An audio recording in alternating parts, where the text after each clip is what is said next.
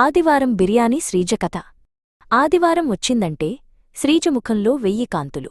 ఎందుకంటే ఆదివారం అంటే ఆమెకు ఎంతో ఇష్టమైన చికెన్ బిర్యానీ రోజు. ప్రతి ఆదివారం ఉదయం అమ్మ సుమతి వంటగదిలో బిర్యానీ తయారీకి సిద్ధమయ్యేది. మసాలాల సువాసన ఇల్లంతా నిండిపోయేది. శ్రీజ అమ్మ పక్కనే నిలబడి బిర్యానీ తయారీని ఆసక్తిగా చూసేది. బియ్యం కడగడం నుండి చికెన్ మసాలా కలపడం వరకు ప్రతిదీ ఆమెకు అద్భుతంగా అనిపించేది. అమ్మా, ఈరోజు బిర్యానీ ఇంకా బాగా వస్తుందా అని అడిగేది శ్రీజ ప్రతి ఆదివారం. అమ్మ నవ్వి, నీకోసమే కదా శ్రీజా, ఎప్పుడూలాగే అద్భుతంగా ఉంటుంది అని చెప్పేది. బిర్యానీ దమ్ మీద ఉన్నప్పుడు ఆ సువాసన శ్రీజకు ఆకలిని రెట్టింపు చేసేది. గంటలు నిమిషాలుగా మారాలని కోరుకునేది. మధ్యాహ్నం భోజన సమయం రాగానే నాన్న భాస్కర్ కూడా ఆఫీసు నుండి ఇంటికి వచ్చేవారు. అందరూ కలిసి భోజనం చేయడానికి సిద్ధమయ్యేవారు. వేడివేడి బిర్యానీ ప్లేట్లలో వడ్డించగానే శ్రీజ ఆనందానికి అవధులు ఉండేవి కావు. మొదటి ముద్ద నోట్లో పెట్టుకోగానే ఆమె కళ్ళు మూసుకుని ఆ రుచిని ఆస్వాదించేది. నాన్న భాస్కర్, అమ్మ సుమతి కూడా శ్రీజ ఆనందాన్ని చూసి సంతోషపడేవారు. ఆదివారం బిర్యానీ కేవలం భోజనం కాదు, అది వారి కుటుంబానికి ఒక పండుగ. బిర్యానీ తింటూనే వారు రోజువారీ విషయాలు, సరదా కబుర్లు చెప్పుకునేవారు. ఆ ఆదివారం మధ్యాహ్నం వారి కుటుంబ బంధాన్ని మరింత బలపరిచేది. ఆదివారం చికెన్ బిర్యానీ కేవలం ఒక వంటకం కాదు, అది శ్రీజ కుటుంబానికి ప్రేమ, ఆనందం మరియు కలిసి ఉండే జ్ఞాపకాలను అందించే ఒక ప్రత్యేకమైన సంప్రదాయం. నాగరాజు ప్రేమ కథ. నాగరాజూస్ లవ్ స్టోరీ. నాగరాజు ప్రతి ఉదయం తన పొలాల పక్కన ఉన్న పెద్ద చెరువు దగ్గర కూర్చుని ప్రకృతిని ఆస్వాదించేవాడు. అతని మనసు ప్రశాంతంగా, ఆలోచనలతో నిండి ఉండేది. ఒకరోజు అతను చెరువు దగ్గర ఒక అమ్మాయిని చూశాడు. ఆమె కెమెరాతో చెరువందాలను బంధిస్తూ ఉంది. ఆమె కళ్లల్లో ఒక ప్రత్యేకమైన మెరుపు, ప్రకృతి పట్ల ప్రేమ కనిపించాయి. నాగరాజు ఆమెను చూస్తూ ఉండిపోయాడు. అంతకుముందు అతను ఆమెను ఎప్పుడూ చూడలేదు. ఆమె తన పనిలో పూర్తిగా లీనమై ఉంది. కొన్ని రోజుల తర్వాత నాగరాజు మళ్లీ ఆమెను అదే చెరువు దగ్గర చూశాడు. ఈసారి ఆమె ఒక అందమైన పువ్వును ఫోటో తీస్తోంది. నాగరాజు ధైర్యం చేసి ఆమె దగ్గరకు వెళ్లాడు. నమస్తే అన్నాడు నాగరాజు. హసిని తలెత్తి చూసింది. మీరు ఇక్కడ చాలా అందమైన ఫోటోలు తీస్తున్నారు అన్నాడు నాగరాజు. హసిని నవ్వి, ధన్యవాదాలు, ప్రకృతిని బంధించడం నాకు చాలా ఇష్టం అంది. ఆ రోజునుండి వారు తరచుగా చెరువు దగ్గర కలుసుకునేవారు. నాగరాజు హసినికి చెరువు చుట్టూ ఉన్న అరుదైన మొక్కల గురించి, పక్షుల గురించి చెప్పేవాడు. హసిని వాటిని ఫోటోలు తీసేది. హసిని తన ఫోటోలను నాగరాజుకు చూపించేది. అతని కళ్లల్లో ఆనందం చూసి ఆమెకు చాలా సంతోషంగా ఉండేది. వారిద్దరి మధ్య స్నేహం క్రమంగా ప్రేమగా మారింది. ఒక సాయంత్రం సూర్యుడు అస్తమిస్తున్నప్పుడు నాగరాజు హసిని చేయి పట్టుకుని, హసిని, నువ్వు నా జీవితంలోకి వచ్చిన తర్వాత ప్రతిరోజూ ఒక కొత్త ఫోటోలాగా మారింది. నా జీవితాన్ని నీతో పంచుకోవాలని ఉంది అన్నాడు. హసిని కళ్లల్లో ఆనంద భాష్పాలు నిండాయి. ఆమె నాగరాజు వైపు చూసి, నాగరాజు, నీతో ఉన్న ప్రతి క్షణం ఒక అందమైన చిత్రం. నేను కూడా నీతో జీవితాన్ని పంచుకోవాలని కోరుకుంటున్నాను అంది. నాగరాజు హసిని కలిసి ఆ చెరువు పక్కనే ఒక చిన్న ఇల్లు కట్టుకున్నారు. వారి ప్రేమ, ప్రకృతి పట్ల వారికున్న అభిమానం వారి జీవితాన్ని అందమైన చిత్రంగా మార్చాయి. ప్రతిరోజూ ఒక కొత్త ఫోటో, ఒక కొత్త కథ. అక్షర మొదటి రోజు. అక్షరాస్ ఫస్ట్ డే. అక్షరకి ఈ రోజు చాలా ముఖ్యమైన రోజు. ఆమె మొదటిసారిగా బడికి వెళ్తోంది. బడిగేటు దగ్గర నిలబడి పెద్ద బడి భవనాన్ని చూస్తూ ఆమె గుండె వేగంగా కొట్టుకుంది. భయపడకు అక్షరా, అమ్మా అంది. బడి చాలా సరదాగా ఉంటుంది. నీకు కొత్త స్నేహితులు దొరుకుతారు. అమ్మ అక్షర చేతిని పట్టుకుని తరగతి గదివైపు నడిచింది. తరగతి గదిలోకి అడుగుపెట్టిన అక్షర లోపల చాలామంది పిల్లలు కూర్చుని ఉండటం చూసింది. ఆమె కొద్దిగా సిగ్గుపడింది. అప్పుడు టీచర్, సరళమ్మ టీచర్ అక్షర దగ్గరికి వచ్చి, నమస్తే అక్షరా, లోపలికిరా, భయపడకు అని దయగా పలకరించింది. సరళమ్మ టీచర్ అక్షరను తరగతిలో ఉన్న పిల్లలందరికీ పరిచయం చేసింది. పిల్లలు, ఈ అమ్మాయి అక్షర ఈ రోజునుంచి మనతో చదువుకుంటుంది. అప్పుడు ఒక అబ్బాయి, రిషి, అక్షరవైపు చూసి నవ్వాడు. తన పక్కన ఉన్న ఖాళీ సీటును చూపించి, ఇక్కడ కూర్చో అన్నట్లు సైగ చేశాడు. అక్షర రిషి పక్కన కూర్చుంది. వారిద్దరూ ఒకరినొకరు చూసి చిన్నగా నవ్వుకున్నారు. అక్షరకి కొద్దిగా ధైర్యమొచ్చింది. సరళమ్మ టీచర్ పాఠం చెప్పడం మొదలుపెట్టింది. అక్షర శ్రద్ధగా వింది. ఆమెకిప్పుడు చాలా సౌకర్యంగా అనిపించింది. విరామ సమయంలో అక్షర, రిషి కలిసి ఆడుకున్నారు. వారు బ్లాకులతో ఒక పెద్ద కోటను కట్టారు. సాయంత్రం బడి అయిపోగానే అక్షర సంతోషంగా ఇంటికి బయలుదేరింది. రేపు మళ్ళీ బడికి రావడానికి ఆమె చాలా ఉత్సాహంగా ఉంది. మా కుటుంబ ప్రయాణం, అవర్ ఫ్యామిలీ ట్రిప్. మా కుటుంబమంటే నాకు చాలా ఇష్టం. నేను తేజ, అమ్మ శ్రీజ, నాన్న సంతోష్, మేము ముగ్గురం కలిసి ఎప్పుడూ సరదాగా ఉంటాము. ఈసారి మేము ఒక గొప్ప ప్రయాణానికి సిద్ధమయ్యాము. ముందుగా మేము తిరుపతికి వెళ్ళాము. తిరుమల కొండలు చాలా పెద్దవి, అందంగా ఉన్నాయి. గోవిందా గోవిందా అంటూ భక్తులు నినాదాలు చేశారు. గుడి లోపల చాలామంది ఉన్నారు.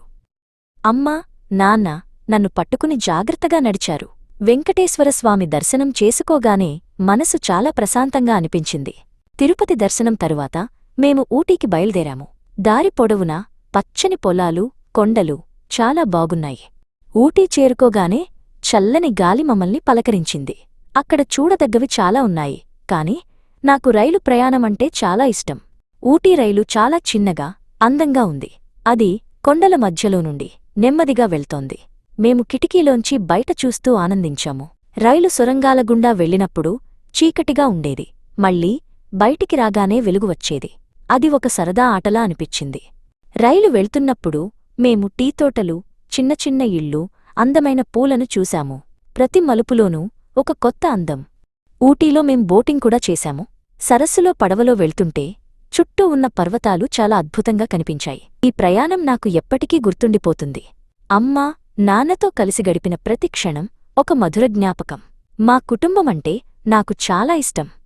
కార్తీక్ గణేష్ చతుర్థి కోసం తన ఇంట్లో గణపతిని అలంకరిస్తున్నాడు. అతని మనసులో ఏదో కొత్త ఆశ. అదే సమయంలో స్నేహ తన ఇంటి దగ్గర పండగ ఏర్పాట్లలో నిమగ్నమై ఉంది. ఆమె ముఖంలో కూడా పండగ కళ. సాయంత్రం కార్తీక్ తన స్నేహితులతో కలిసి వీధిలో ఉన్న గణేష్ పండల్ దగ్గరికి వెళ్లాడు. అక్కడే ఆమెను చూశాడు. స్నేహ కూడా పండల్ దగ్గరే ఉంది. ఆమె కళ్ళు అనుకోకుండా అతని వైపు పడ్డాయి. ఒక చిన్న నవ్వు మెరిసింది. గణపతికి హారతి ఇస్తున్నప్పుడు కార్తీక్, స్నేహ పక్కపక్కనే నిలబడ్డారు. వారి చూపులు కలిశాయి. చాలా అందంగా అలంకరించారు కదా అని కార్తీక్ మెల్లగా అడిగాడు. అవును, నిజంగానే అని స్నేహ బదులిచ్చింది. ఆ రోజు రాత్రి వారు పండగ గురించి, వారి ఇష్టాల గురించి చాలాసేపు మాట్లాడుకున్నారు. సమయం తెలియకుండా గడిచిపోయింది. పండగ ముగిసే సమయానికి వారి మధ్య ఒక అందమైన బంధం మొదలైంది. ఫోన్ నంబర్లు మార్చుకున్నారు. పండగ తర్వాత కూడా కార్తీక్, స్నేహ తరచుగా కలుసుకునేవారు. వారి స్నేహం ప్రేమగా మారింది. గణేష్ చతుర్థి వారి జీవితాల్లో ప్రేమకు నాంది పలికింది. ప్రతి పండగ వారికి ఒక మధుర జ్ఞాపకంగా నిలిచింది. భక్త ప్రహ్లాద, లక్ష్మీ నరసింహస్వామి కథ. పూర్వం హిరణ్యకశిపుడు అనే ఒక శక్తివంతమైన రాజు ఉండేవాడు. అతను చాలా అహంకారి, తనను మించినవారు లేరని భావించేవాడు. విష్ణువు అంటే అతనికి అస్సలు నచ్చేది కాదు.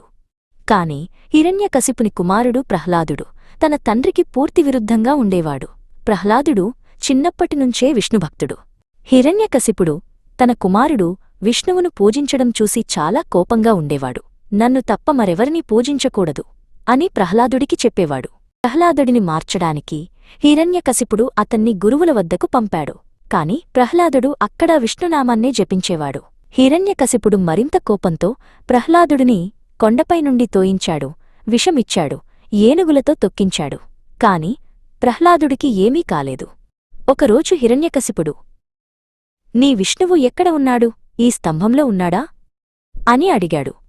ప్రహ్లాదుడు నవ్వుతూ, అవును తండ్రి, ఆయన సర్వత్రా ఉన్నాడు, ఈ స్తంభంలో కూడా ఉన్నాడు అని బదులిచ్చాడు. హిరణ్యకశిపుడు కోపంతో ఆ స్తంభాన్ని తన గదతో పగలగొట్టాడు.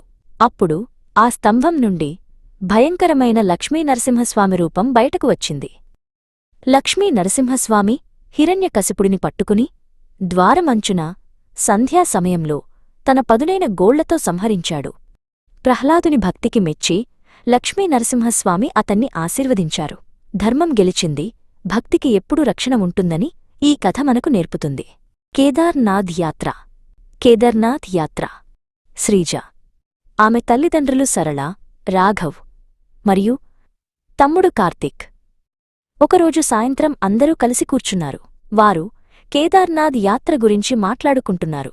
కేదార్నాథ్ చాలా పవిత్రమైన ప్రదేశం. అక్కడ శివుడు కొలువైయున్నాడు అని నాన్న రాఘవ్ చెప్పారు. శ్రీజ మరియు కార్తీక్ కళ్ళు ఆశ్చర్యంతో మెరిశాయి. అమ్మ సరళ మ్యాప్లు, పుస్తకాలు తెచ్చింది. వారు కేదార్నాథ్ మార్గాన్ని పరిశీలించారు. పర్వతాలు, నదులు, దేవాలయాల చిత్రాలు చూసి వారు చాలా సంతోషించారు. చివరకు ప్రయాణానికి రోజు వచ్చింది. వారు తమ బ్యాగులు సర్దుకున్నారు.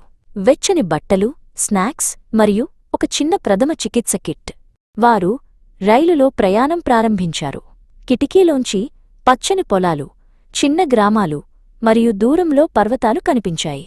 కొన్ని రోజుల ప్రయాణం తర్వాత వారు గౌరీకుండ్ చేరుకున్నారు. అక్కడి నుండి కేదార్నాథ్ ఆలయానికి కాలినడకన వెళ్ళాలి. కొండపైకి నడవడం మొదట సరదాగా అనిపించింది.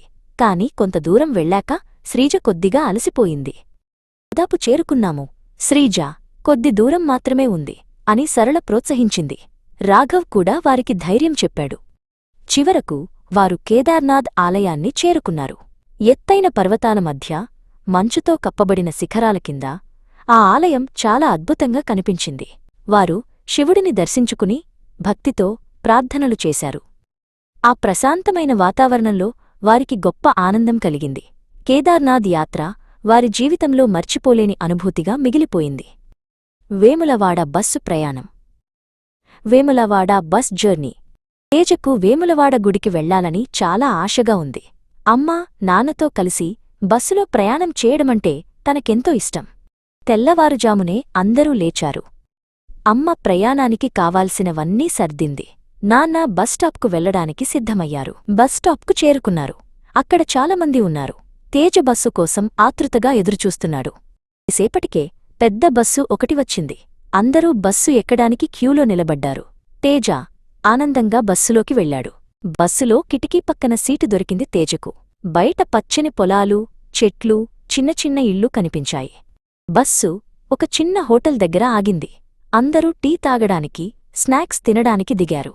తేజకు ఒక సమోసా కొనిచ్చారు. అమ్మా, నాన్న. మళ్లీ ప్రయాణం మొదలైంది.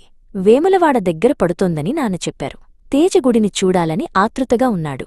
దూరంగా గుడి గోపురం కనిపించింది. అదిగో వేములవాడ గుడి అని తేజ ఆనందంగా కేకవేశాడు. బస్సు గుడి దగ్గరే ఆగింది. గుడిలోపల చాలా ప్రశాంతంగా ఉంది.